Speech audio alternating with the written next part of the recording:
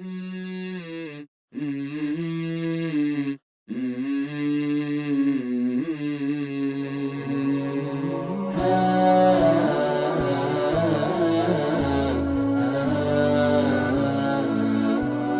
اللہ الرحمن الرحیم۔ زندگی سے لطف اٹھائیے، سبق نمبر 64۔ مجھے ملامت مت کرو، بات ختم ہو گئی۔ چوتھا حصہ۔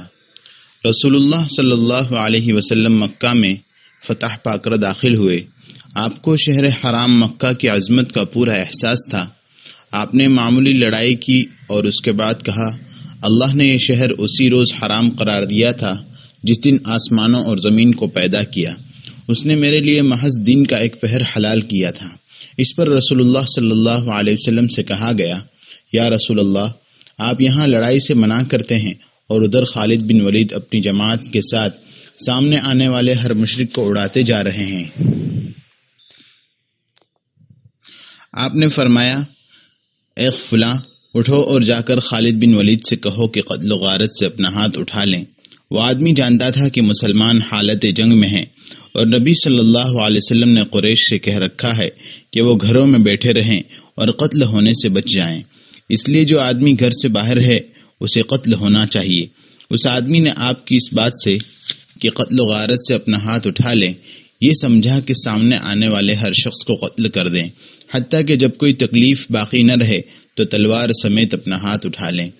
وہ دوڑا گیا اور خالد سے کہا، یا خالد، رسول اللہ صلی اللہ علیہ وسلم فرماتے ہیں کہ جتنا بس چلتا ہے قتل کریں۔ خالد بن ولید نے 70 آدمی قتل کیے۔ ایک آدمی دوبارہ نبی صلی اللہ علیہ وسلم کی خدمت میں حاضر ہوا اور عرض کیا، رسول اللہ، خالد کی قتل و غارت گری جاری ہے۔ آپ کو بہت تعجب ہوا۔ آپ نے خالد کو پیغام بھیجا کہ ذرا تشریف لائیں۔ خالد رضی اللہ عنہ آئے تو آپ نے پوچھا، میں نے آپ کو قتل و غارت سے روکا نہیں تھا؟ خالد رضی اللہ عنہ نے حیرت سے کہا، اے اللہ کے رسول، فلاں آدمی نے آ کر مجھ سے کہا تھا کہ جتنا بس چلے قتل کرو۔ رسول اللہ صلی اللہ علیہ وسلم نے اس آدمی کو بلوایا۔ وہ آیا تو آپ نے پوچھا، کیا میں نے یہ نہیں کہا تھا کہ خالد قتل و غارت سے ہاتھ اٹھا لیں؟ آدمی کو فوراً میں غلطی کا احساس ہوا، مگر کیا ہو سکتا تھا؟ وہ بولا، یا رسول اللہ، آپ نے ارادہ کیا، اللہ نے بھی ارادہ کیا، اللہ کا حکم آپ کے حکم سے اوپر تھا، میرے بس میں وہی تھا جو ہو گیا۔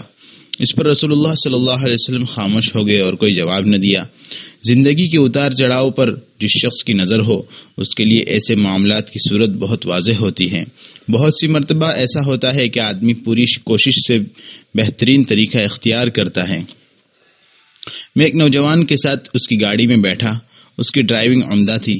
میں یہ بھی جانتا تھا کہ ایک ہفتہ پہلے اس کی گاڑی کا ایکسیڈنٹ ہو چکا ہے۔ میں نے اس سے پوچھا، میرے خیال میں آپ اچھی ڈرائیونگ کر لیتے ہیں، پھر ہفتہ پہلے آپ کی گاڑی کا ایکسیڈنٹ کیوں ہوا تھا؟ اس نے کہا، وہ واقعہ پیش آنا ہی تھا، ایکسیڈنٹ کیے بنا کوئی چارہ ہی نہیں تھا۔ میں نے کہا، تعجب ہے؟ کہنے لگا، ہاں، ایکسیڈنٹ ہونا ہی تھا۔ جانتے ہیں کیوں؟ میں نے پوچھا، کیوں؟ بولا، میری گاڑی پل پر چڑھی تھی اور اسپیڈ بہت تھی، اگلی طرف اترنے میں چند گاڑیاں کھڑی تھی۔ مجھے معلوم نہیں کہ وہ کیوں کھڑی تھی، کوئی حادثہ ہوا تھا یا چیکنگ ہو رہی تھی، میں نہیں جانتا۔ بہرحال میرے سامنے 4 راستے تھے جو سب کے سب گاڑیوں سے پر تھے۔ میرے پاس 3 آپشن تھے، ایک یہ کہ فوراً گاڑی کا رخ پھیروں اور پل سے نیچے جا گروں، دوسرا یہ کہ پوری قوت سے بریک پر پیر رکھ دوں اور گاڑی سڑک پر گھومنے لگے، اور تیسری بات جو آسان تھی۔ میں نے جلدی سے پوچھا، وہ کیا؟ اس نے کہا، وہ یہ ہے کہ سامنے کھڑی 4 گاڑیوں میں سے کسی ایک سے ٹکرا جاؤں۔ میں ہنسا اور بولا، واہ، پھر آپ نے کیا کیا؟ کہنے لگا، جہاں تک ممکن تھا میں نے گاڑی کی رفتار آہستہ کی، سامنے کھڑی گاڑیوں میں سے بالکل سستی کار کا انتخاب کیا اور اسے ٹکر مار دی۔ یہ کہہ کر وہ زور سے ہنسا اور میں بھی ہنسنے لگا۔